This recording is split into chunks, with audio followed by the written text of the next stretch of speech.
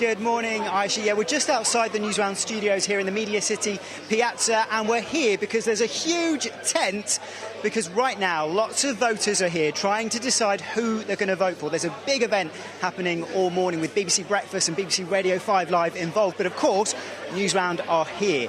Now, in just over 48 hours, we do have the general election, and the really annoying thing is that if you're 18 or under, you cannot vote. So we have got some young children here this morning. Morning, everyone.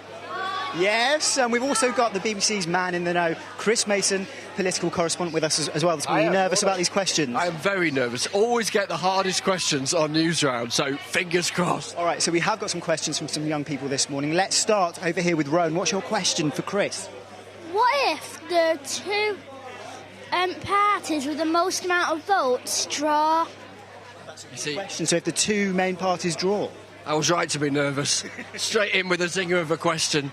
If that happens, a really good question that. If that happens, what would happen is that those two parties that have drawn would have to talk to some of the smaller parties and see if they can team up to make some sort of government work. But it would be difficult, it'd be tricky. Very good question. Let's go over to Tiffany, who's 10. Tiffany, what's your question? Why doesn't the Queen just vote who's going to be the Prime Minister instead of having this whole big election? So why doesn't the Queen just make it all up? Well, make it a bit simpler, wouldn't it? Make it a bit quicker. There wouldn't be all this noise and all this discussion.